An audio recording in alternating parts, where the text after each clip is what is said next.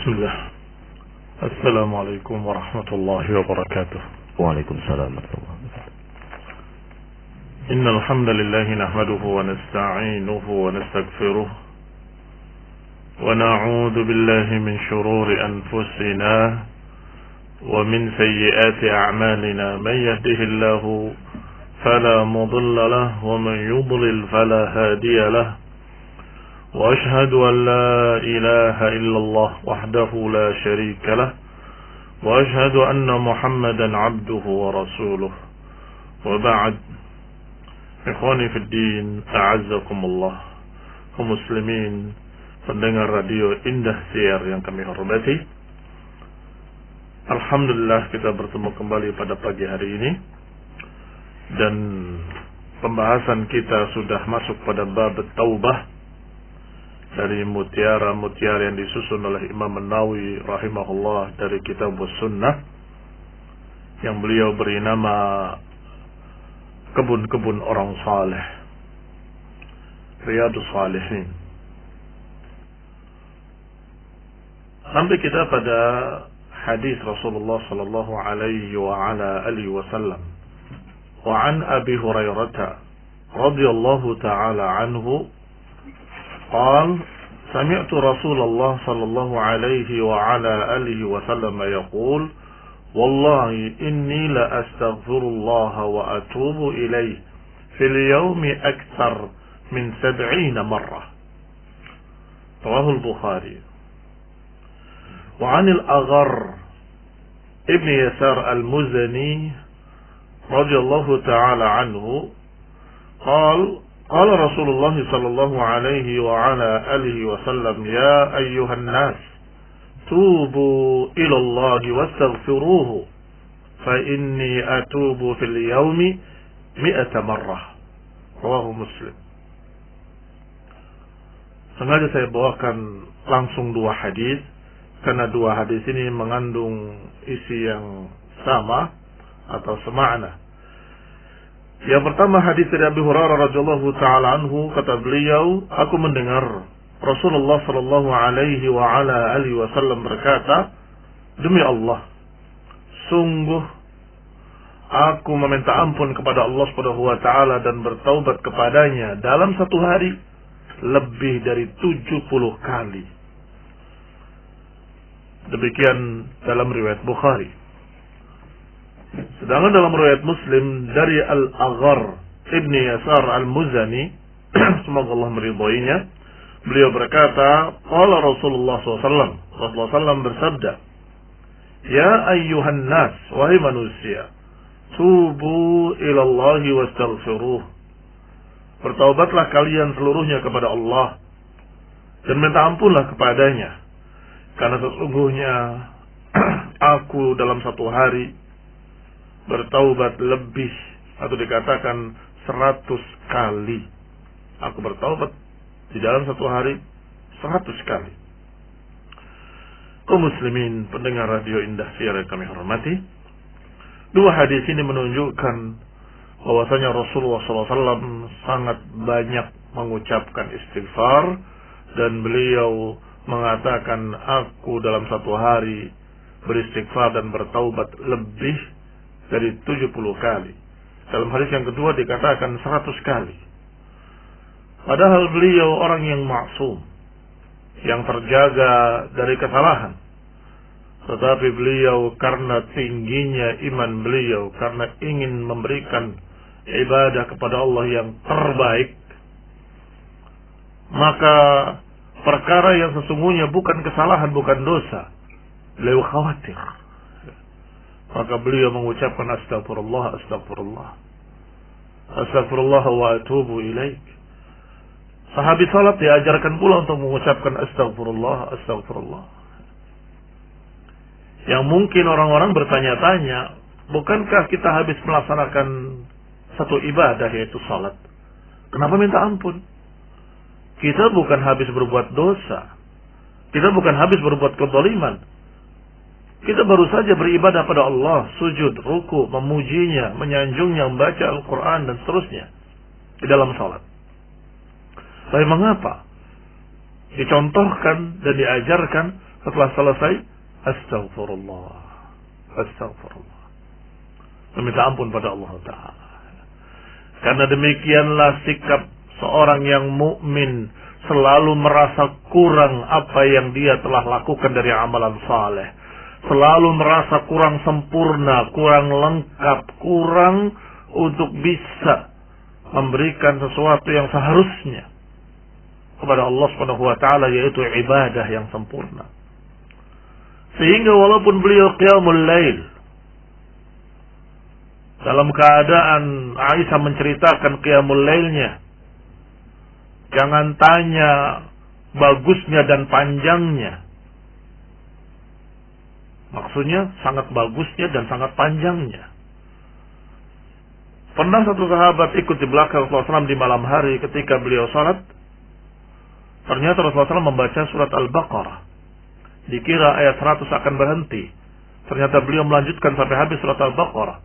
Dikira habis Al-Baqarah akan ruku. Ternyata setelah Al-Baqarah masih dilanjutkan dengan Ali Imran. Ali Imran dilanjutkan lagi dengan An-Nisa. Sallallahu alaihi wa ala alihi wasallam. Tetapi setelah itu beliau menyatakan astagfirullah, astagfirullah. Merasa belum cukup, merasa kurang, merasa belum sempurna. Padahal beliau adalah teladan.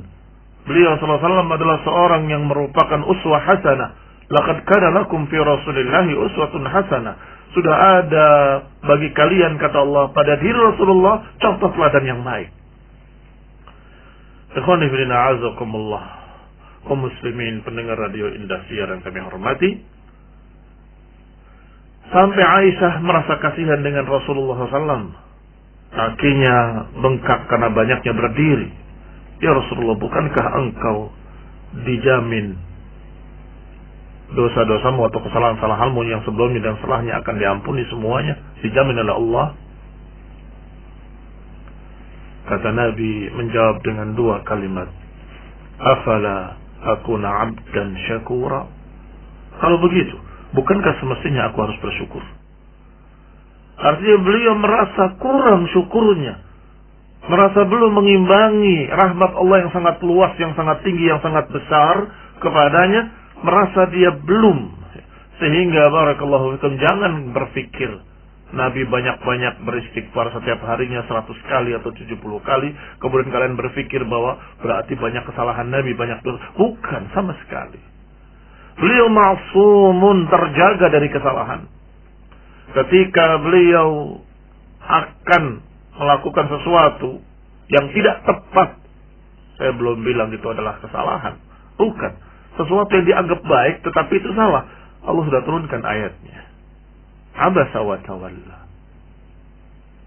Berpaling dan bermuka masam ketika datang seorang yang buta, Allah tegur. Dan itu maksumnya Nabi SAW.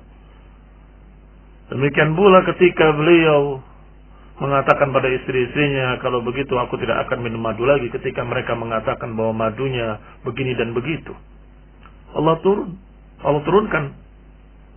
turunkan ayatnya. Ya ayuhan nabi, lima tuharrimu ma ahallallahu lak tabtaghi mardata azwajik. Wahai Nabi, mengapa engkau mengharamkan sesuatu yang Allah halalkan untukmu hanya karena mencari keridhaan istri-istrimu? Ini teguran yang sangat keras sekali kepada Nabi. Padahal beliau sallallahu alaihi wa ala alihi wasallam merasa ini adalah untuk dirinya.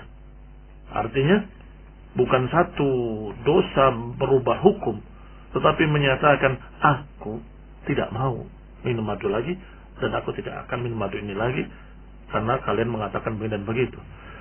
Langsung Allah tegur, dan disinilah ismah beliau alaihi salatu wassalam, sehingga beliau tidak ada kesalahan, tidak ada kekeliruan. Selalu Allah tegur, Allah tegur, Allah tegur. Itu pun perkara yang sesungguhnya, bukan satu kesalahan, bahkan bukan apalagi dosa, bukan.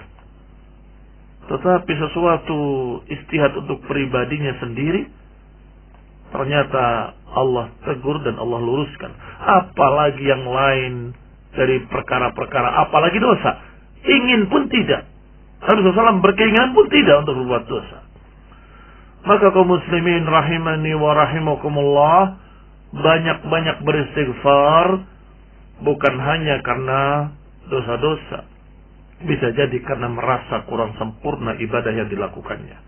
Merasa belum mengimbangi syukur atau belum mengimbangi kenikmatan Allah dengan syukurnya. Kenikmatan Allah sangat banyak, syukur kita masih sangat kurang. Itu pun beristighfar, astagfirullah, astagfirullah. Maka kalau Nabi demikian keadaannya, apalagi kita yang berlumuran dosa, apalagi kita yang banyak kesalahan, kekhilafan, banyak ketergelinciran, banyak perkara-perkara yang Rasulullah SAW kita terjumus di dalamnya, padahal kita tahu itu dosa. Astagfirullah, astagfirullah, astagfirullah. Banyak-banyaklah minta ampun kepada Allah Subhanahu wa taala, karena disebutkan oleh Rasulullah SAW dengan perintah tubu ilallahi wastaghfiruh. Fa inni atubu fil yaumi mi'ata marrah. Hendaklah kalian bertaubat kepada Allah, hendaklah beristighfar banyak-banyak. Sesungguhnya aku dalam satu hari bertaubat 100 kali. Ikhwani fillah azakumullah.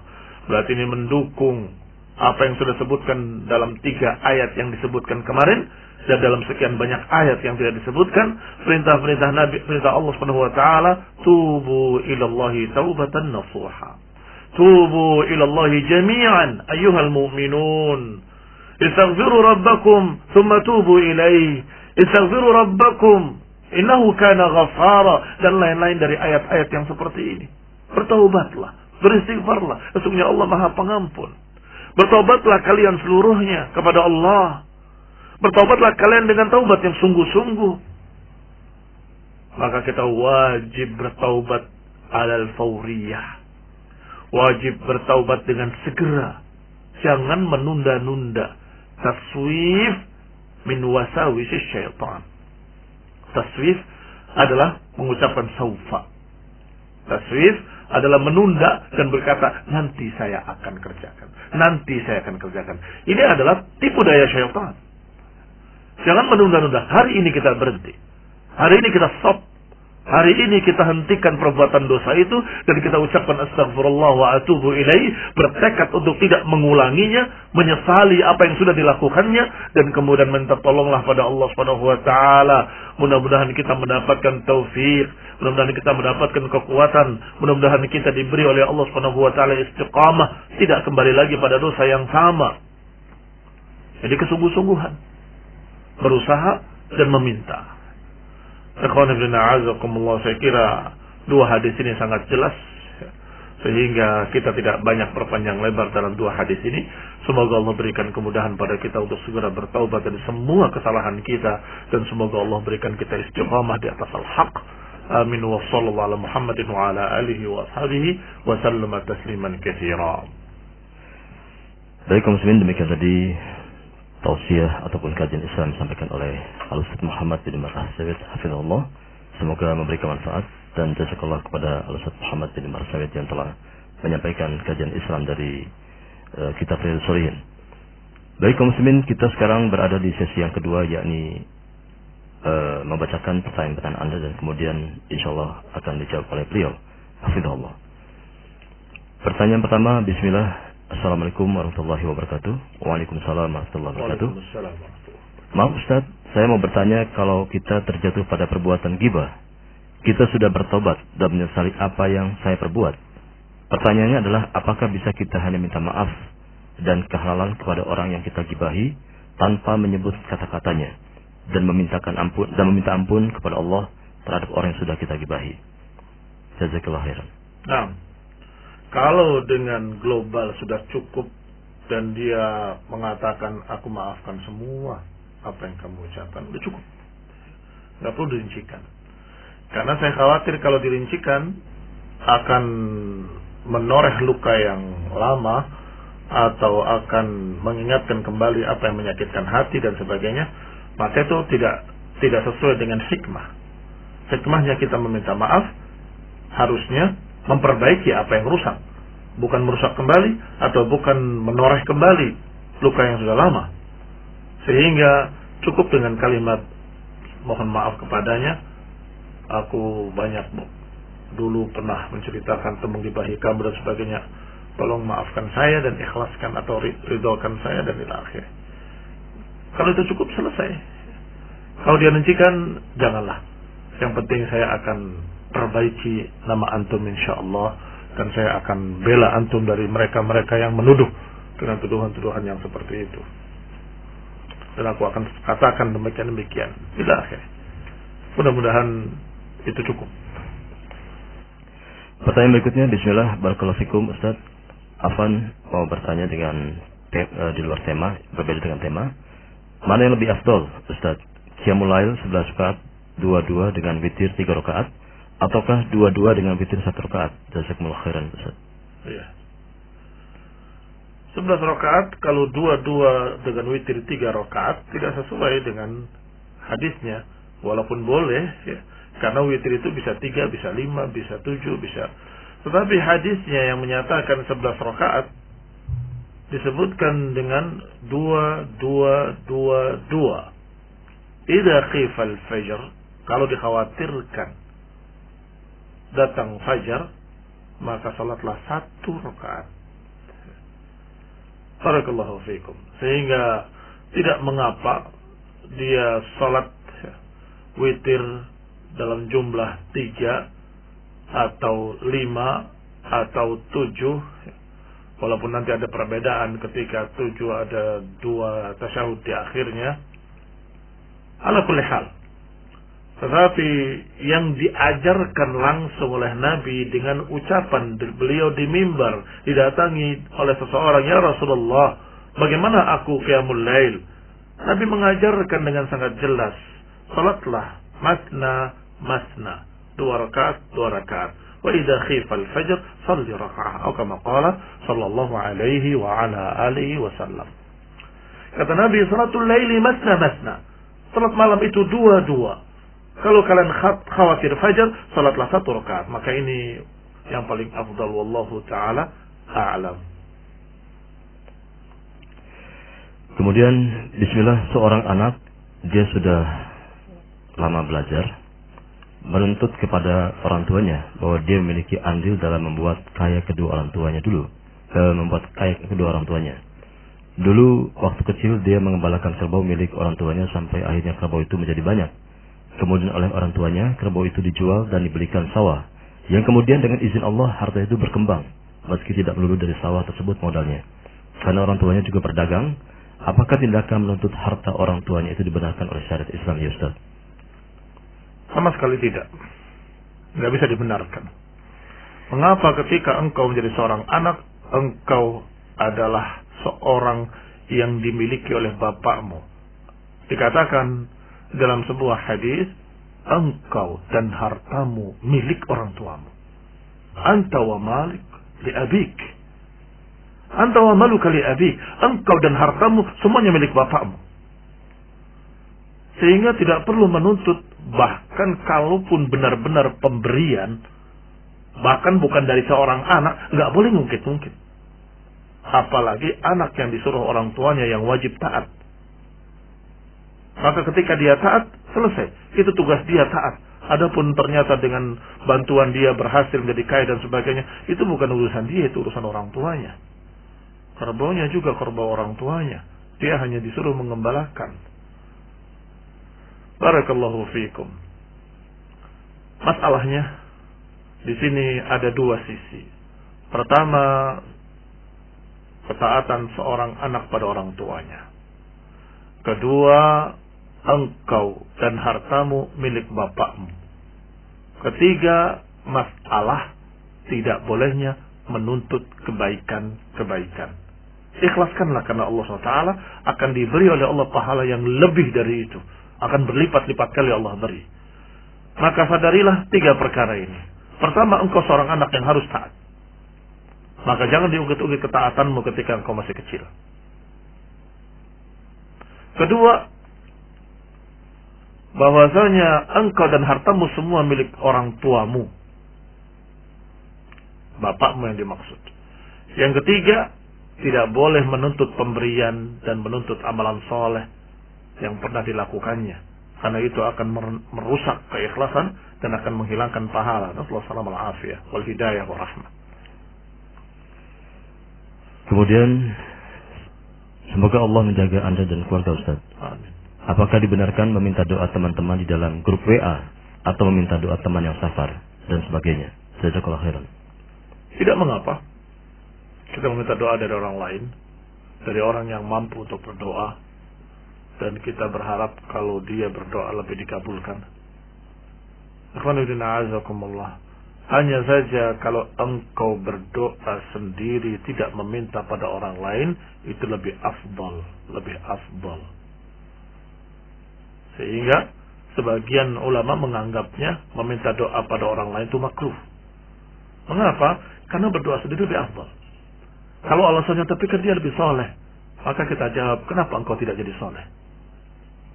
Jadi solehlah, kemudian berdoalah. Maka dia tidak menengok pada siapapun, tetapi menengok pada Allah SWT, langsung meminta pada Allah Ta'ala. Walaupun dikatakan tidak mengapa, tidak syirik, tidak kemudian dikatakan begini dan begitu, silahkan. Tetapi lebih afdal kalau engkau berdoa sendiri. Wallahu ta'ala a'lam.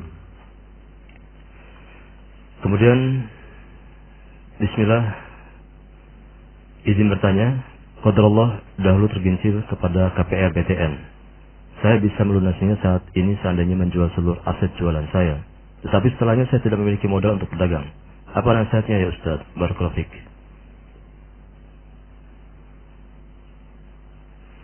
Ini sudah pernah ditanyakan kemarin. Agak berbeda, tapi hampir mirip. Atau sudah, ya, sudah agak mirip dengan yang kemarin, tapi berbeda. Ya. Barakallahu fiikum. Kalau seorang terlilit hutang dan hutangnya dengan riba lagi, itu satu kesalahan yang sudah dilakukan sebelumnya, yaitu ketika perjanjian bahwa saya setuju kalau dengan syarat riba. Itu sudah satu kesalahan yang harus dia beristighfar dan bertaubat. Maka beristighfarlah dan bertaubatlah. Kemudian bagaimana melepaskan diri daripadanya?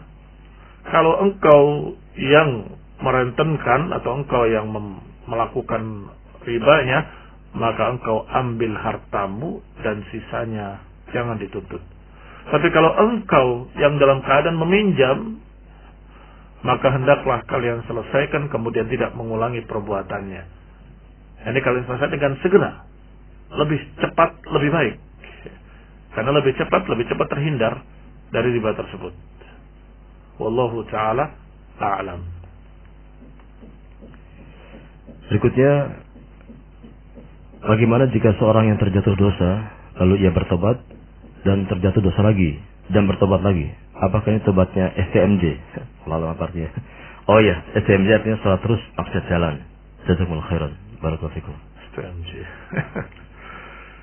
Barakallahu fikum. Sudah dibahas kemarin ketika saya menyinggung dan membantah pendapat orang yang berkata kalau seorang berbuat dosa kemudian bertaubat, kemudian berbuat dosa lagi, kemudian bertobat lagi, maka yang ketiga kalinya nggak akan diampuni. Ini pendapat yang salah. Pendapat yang salah. Karena Allah akan mengampuni seluruh dosa asal dia bertaubat dengan ikhlas. Apakah seorang yang bertobat dengan ikhlas, dengan sungguh-sungguh, dengan bertekad tidak akan mengulanginya? Tidak mungkin dia terjatuh lagi di suatu saat, beberapa tahun berikutnya. Mungkin saja. Sehingga kalau terjatuh lagi, ya bertobat lagi. Disebutkan dalam beberapa riwayat, diantaranya dalam Sahih Muslim, Rasulullah SAW bahkan menceritakan tentang hadis qudsi dari Allah Subhanahu wa taala. Ketika seorang berdosa kemudian bertobat padaku, maka kata Allah, hambaku tahu kalau aku maha mengampuni, aku ampuni dia. Ternyata berbuat dosa lagi, kemudian bertobat lagi, maka Allah katakan, dia hambaku tahu bahwa aku maha pengampun. Berbuat lagi, dan kemudian sekali lagi begitu lagi, bertobat lagi, Allah katakan hambaku tahu. Sampai kemudian yang setelah yang ketiga kali, Allah katakan bahwasanya hambaku tahu bahwa aku maha pengampun, silakan berbuat dosa akan aku ampuni. Ini memang hadis yang seperti ini atau semakna dengan ini tidak bisa dipahami sendirian. Nanti akan menjadi murji'ah. bebas berbuat apa saja, gampang istighfar. Bukan seperti itu. Maknanya kalau dia orang yang beriman kepada Allah, orang yang yakin kepada sifat-sifat Allah dan nama-namanya, dan di antara sifat afuwun ghafur, artinya orang ini memiliki iman, dan orang ini memiliki satu ketakwaan atau satu keimanan dalam hati terhadap Allah SWT, maka dosa-dosanya akan diampuni oleh Allah SWT karena tauhidnya, karena akidahnya. Atau hadis lain yang disebutkan juga, hadis qudsi, Allah menyatakan, ya ibna Adam, lau ataitani, wahai anak Adam, kalau engkau datang kepadaku, bi'ananas sama, kalau engkau datang padaku dengan sepenuh dosa sampai mencapai langit, ataitani lam tusyrik bi syai'a, tetapi engkau datang kepadaku dalam keadaan tidak syirik, aku akan ampuni seluruh dosamu dan aku tidak peduli. Ya ibna Adam, lau ataitani biqurabil ardi dhunuban, wahai anak Adam, kalau engkau datang padaku sepenuh bumi, atau dengan sepenuh bumi dosa, ataituka biqurabiha maghfirah, aku akan datangi engkau dengan sepenuh bumi pula ampunan. Syaratnya tidak syirik. Di lafaz pertama syaratnya, tsumma astaghfartani, kemudian engkau meminta ampun padaku.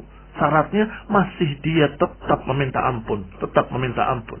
Tetapi kalau sudah berbuat dosa tidak meminta ampun dan menyatakan bebas-bebas aja, jangan takut sama Allah, ini sudah kufur. Ini yang tidak akan diampuni yang seperti ini. Atau seorang yang berbuat dosa dengan bangga menceritakannya pada orang lain, yaitu mujahir, ini juga tidak akan diampuni. Kullu dzanbin mu'afa, semua dosa bisa dimaafkan, illal mujahir, kecuali para mujahirin. Dikatakan, ya Rasulullah, siapa mujahirin? Mujahirin adalah orang yang berbuat dosa di malam hari dalam keadaan Allah tutupi dari orang lain. Tiba-tiba dia siang harinya berbangga dan menceritakannya pada manusia. Aku berbuat begini, aku berbuat begitu. Sehingga kalau dia jatuh dalam dosa, bertaubat, dan jatuh selagi bertaubat lagi, dan bertaubat lagi. Kalau dia sungguh-sungguh bertaubatnya dan bertekad tidak akan berbuat lagi, ternyata qadarullah, dia terjerumus lagi, maka yang ini bisa diampuni dan biasa. Artinya perkara yang lumrah, manusiawi. Tetapi kalau STMJ, yang kata penanya sholat terus maksiat jalan, artinya sudah ada sesuatu yang hilang dari orang tersebut. Apa yang hilang dari orang tersebut? Rasa takut kepada Allah Subhanahu wa ta'ala. Rasa takut pada Allah Ta'ala itu hukumnya wajib. Barang siapa yang hilang rasa takutnya, maka ini memiliki dosa yang lebih besar dari dosa yang dilakukannya. Karena dosa yang terbesar setelah syirik adalah tidak takut kepada Allah Subhanahu wa ta'ala dan tidak berharap pada Allah Ta'ala. Asyirku billah, al-ya'su min rahmatillah, wal amnu min makrillah. Ini 3 dosa besar. Pertama, kesyirikan. Kedua, putus asa dari rahmat Allah, berarti tidak berharap. Yang ketiga, al-amnu min makrillah, merasa aman dari azab Allah, yani tidak takut dari azab Allah. Ini dosa-dosa besar. Assalamualaikum warahmatullahi wabarakatuh. Kita mengharapkan kepada Allah Ta'ala as-salamah wal afiyah wal hidayah. Allah Ta'ala alam. Baik kaum muslimin, alhamdulillah jazakallahu Ustaz telah usai acara ini, dan kaum muslimin terima kasih atas atensi Anda. Adapun pertanyaan Anda yang belum terjawab, maka mohon maaf yang sebesar-besarnya, dan semoga bisa ditanyakan pada kesempatan lain waktu insyaallah. Dan semoga apa yang beliau sampaikan dapat memberikan kepada kita manfaat yang besar untuk kita senantiasa menjadi hamba yang bertaubat dan bersyukur kepada Allah Azza wa Jalla. Baik kaum muslimin, akhir kalam kami undur diri. Wassallallahu ala Muhammadin walhamdulillahirabbil alamin. Subhanakallahumma bihamdika asyhadu an la ilaha illa anta astaghfiruka wa atubu ilaik. Wassalamualaikum warahmatullahi wabarakatuh.